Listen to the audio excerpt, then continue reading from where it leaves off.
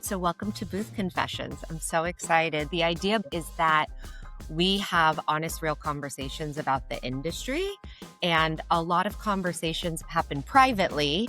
And so we really wanted to bring to life with experts like yourself a great conversation where we remove the red tape and talk about things, because as we know, the trade show industry is changing so fast. Retail is changing.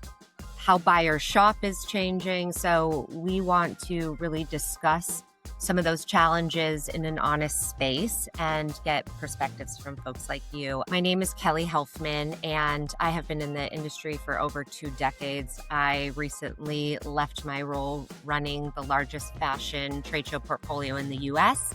And in this new phase, I'm loving advising founders and companies in the event space. What attracted me to Ribbon is that they think very differently on how tech could support trade shows in a very progressive way, which I love. I'm so excited. You've had, Dorothy, over 30 years of experience in the industries of home, gift, decor, apparel. I've obviously known you for years in our past lives. You were with Anne for, I think it was 14 years or more, running gift and home shows. And how many years were you with them? Just about 13. Amazing. And then now in this next chapter, you are the co-founder and CEO of Rockview Management Group, which has recently acquired New York Now. So I cannot wait to hear the scoop and talk to you. You have been somebody who I've definitely been following throughout my entire career. You really have been one of those female leaders in our industry and recognized, and I'm just so grateful to have this conversation. Yeah, well, I'm really happy to have this opportunity, and I always love speaking with you, Kelly, and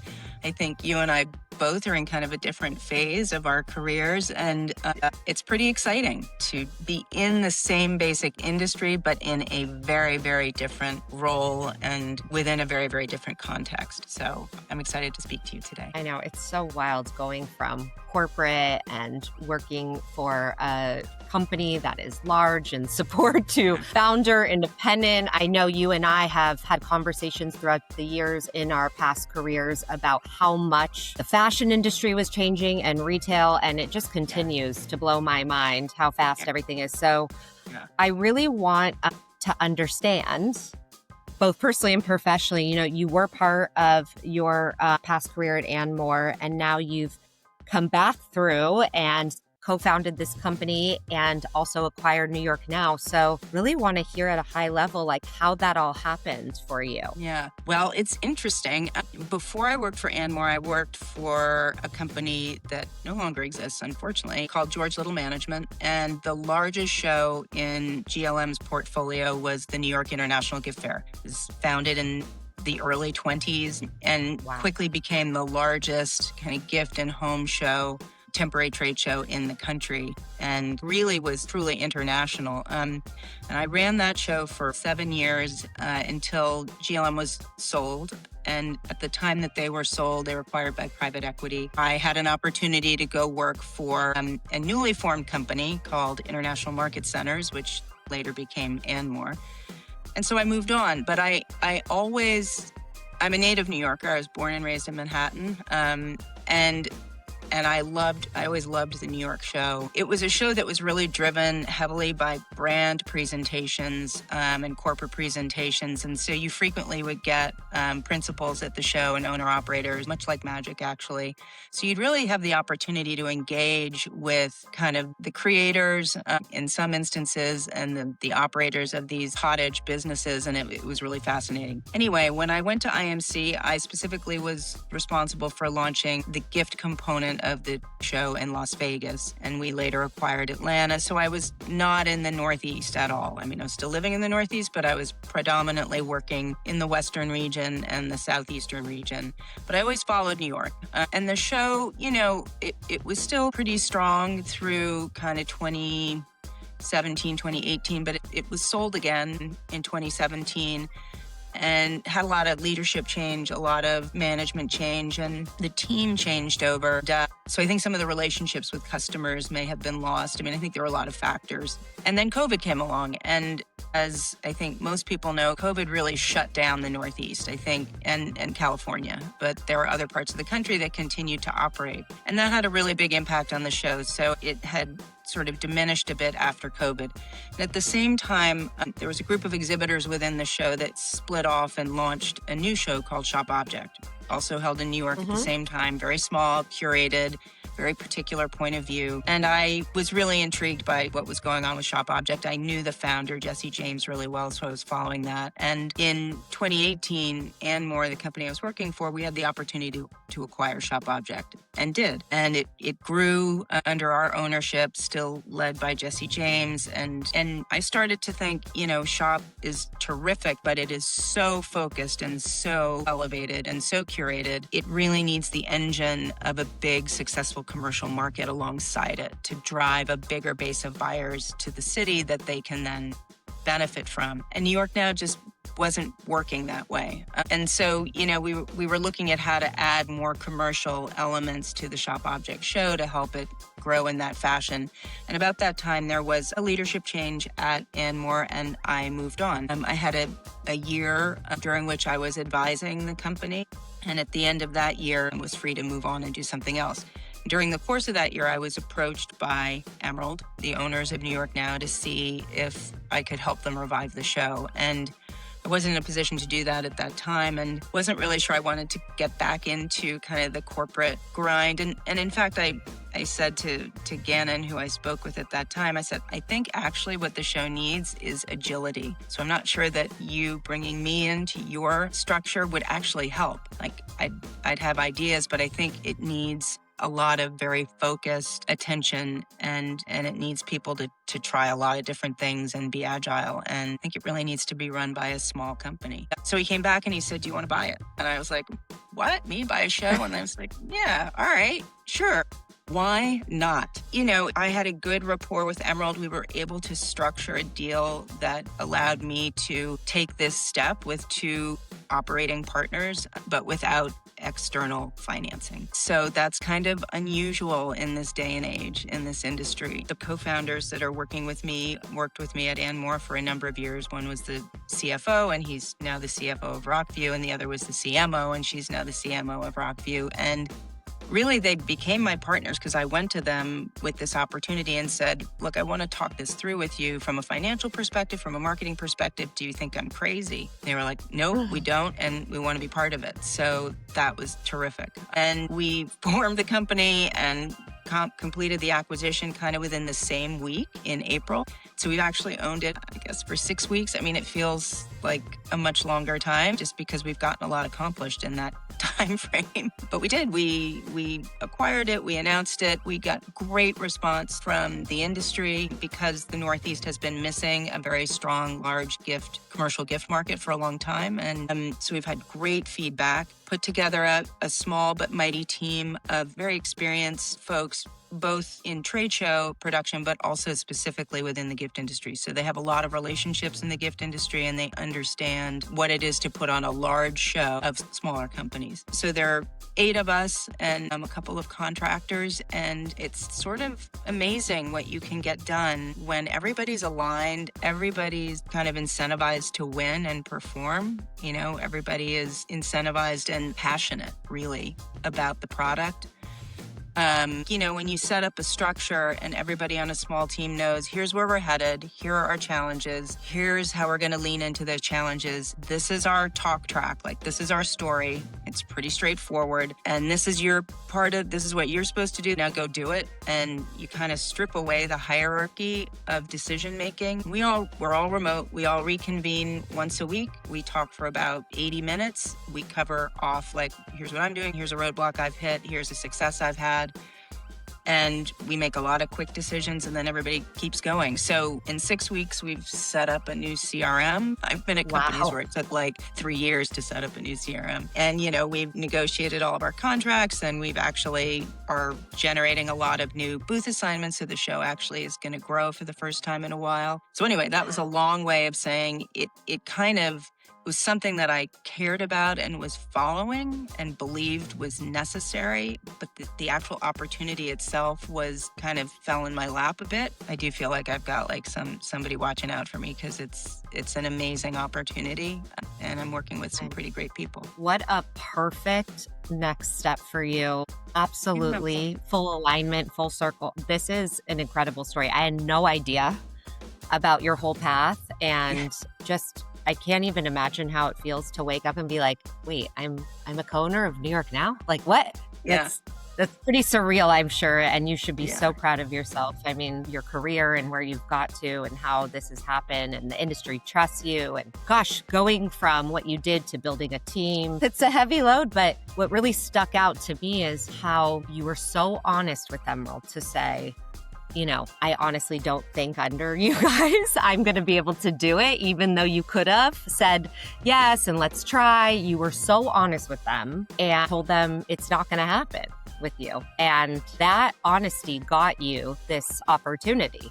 And you cared and you told them the truth. And I think that's the hardest part for people is to be honest and say, as long as it's under a big company like you, it's probably not going to thrive. They were really clear-eyed about it. And the structure of the deal is such that if I'm successful, they're going to be successful, right? And so they're now very invested in my success. So they've really been terrific about the transition because I bought the show mid-cycle. So contracts were already out and creative was already set. So it's kind of a weird, you know what it is to run a trade show and to kind of jump in when it's in motion. But they've been amazingly supportive in terms of helping us through the transitional period. And, we're still working in some of their systems until ours are all set up. And they're, sending leads. And they're really rooting for us and rooting for the show. That's a great feeling too. Yeah. Wow. That's incredible. I have so many questions. So, just as far as New York Now, I remember when I was with the fashion group at Informa, that was the show in the 2010s. We had Coterie, which was in the same building. We can kind of compare, but New York Now was just so busy. And obviously we've seen what's happened in retail and at the fashion level, I know. But for gift, it felt like all the fashion folks, we always said, oh, we should get into adjacent categories because fashion is hurting since the e-com boom. We should start selling in a little bit of gift and home and beauty into our shows to offset the loss in fashion. And that was really because we'd go to shows like New York Now or Cosmoprof, and you're like, this is where it's at. But then to see that decline, which you explained at New York Now, it was a bunch of different reasons. There was acquisition, change in management. Even if an industry is healthy, there's a lot of accountability, what happens internally that could affect a show. In terms of retail, is it still a booming industry? Is there a lot of gaps there? The gift industry, like most, has been impacted by a couple of things. One would be retail consolidation. There just, there aren't quite as many stores. And the other would be digital marketplaces and platforms. I think what's interesting about gift and why it tends to be sort of a resilient industry is that it's a little loosely defined. It basically is a combination of about 10 different categories, right? It's tabletop, it's fashion accessories that are unsized, like gift-oriented fashion accessories. It's kitchenware, it's toy, it's paper and publishing, it's beauty and wellness candles, fragrance, all that kind of thing. So it's all of these kind of standalone vertical categories. And as those categories become more or less meaningful in the gift giving process, they can kind of expand and contract. So like, for example, 25 years ago, everybody wanted collectibles, right? And then they didn't. And all of a sudden, everybody was buying really expensive letterpress cards and giving those as gifts. And then all of a sudden candles were a thing and everybody was making candles. So it's really able to kind of grow and shift with the trends. I think too, in a recession, gifts are kind of recession proof because you can buy someone a gift for, $14 and it's meaningful. So it kind of holds up there. I think, the other thing is that as retail has consolidated, there may be fewer stores out there, but what has happened is that there are more stores selling gift product. Does that make sense? So Yeah. maybe fewer Yeah. stores overall, but all of a sudden you go into a garden store or a nursery, and when you check out, like, you can buy a salad bowl, you can buy, some decorative accessories, you can always buy a card. Every single store now sells letterpress cards. You go to a hospital gift shop, it's a gift store, basically. Airport, every store is incorporating gifts because they're great kind of impulse point of purchase sales, and they'll bring people in. So yes, the overall pie got smaller, but the number of stores that are interested in buying gift product probably expanded. So that's kind of the retail consolidation piece of it.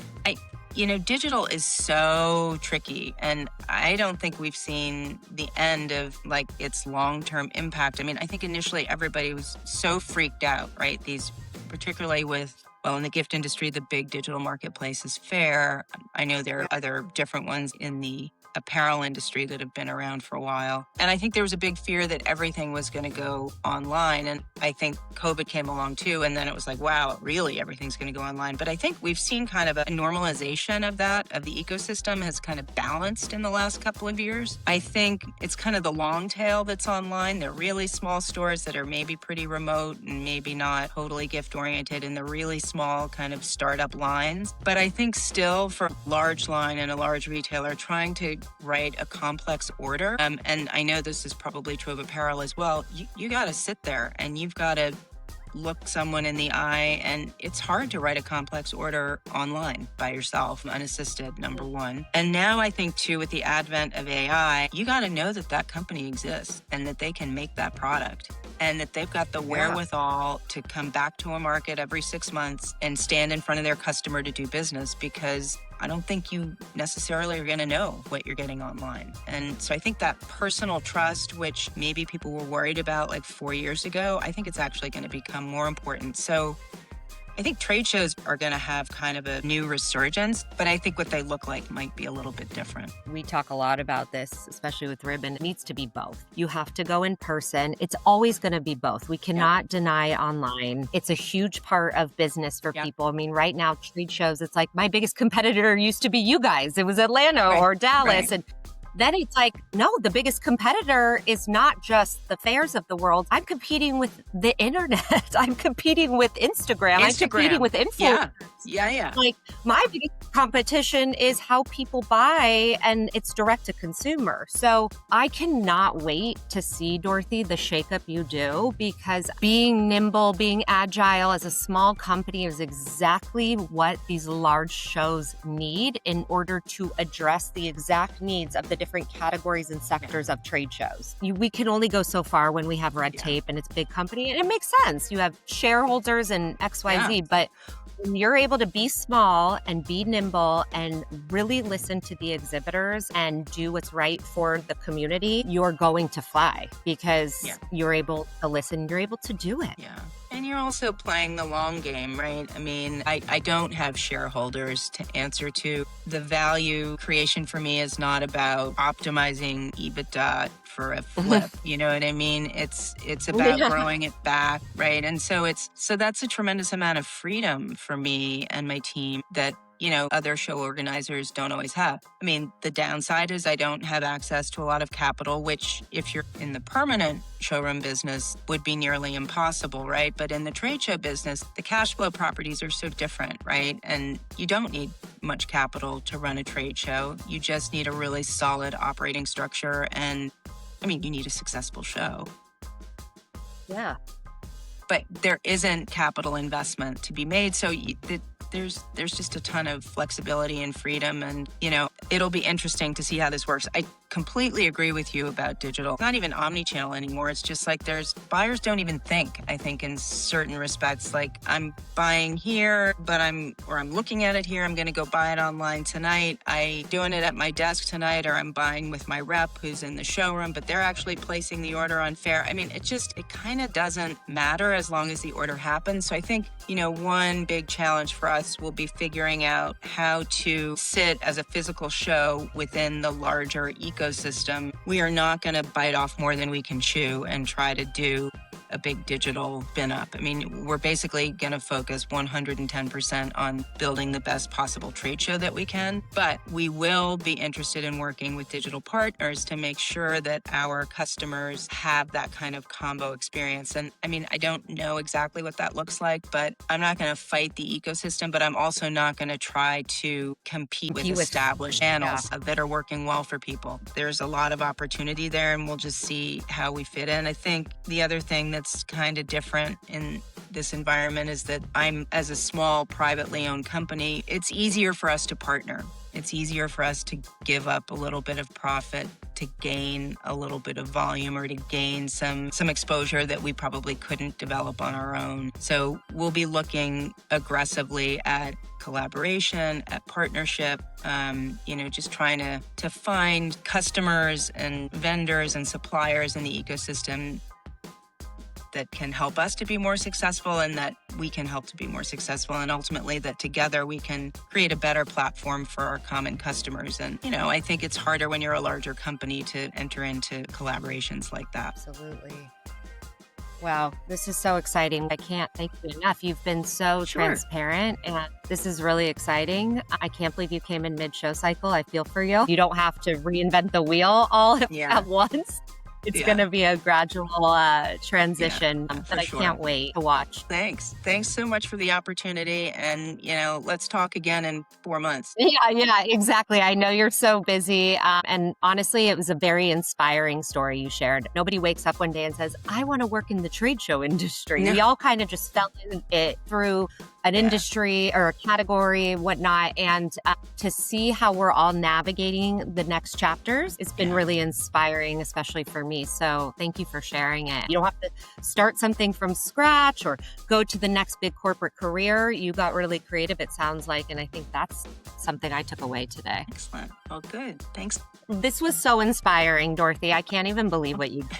It's unbelievable. Yeah, it's been pretty crazy. It's pretty fun, though. We're having a good time. The CFO, that's one of my partners, basically has worked for like billion-dollar publicly traded corporations most of his career, and he's like doing payroll in QuickBooks now.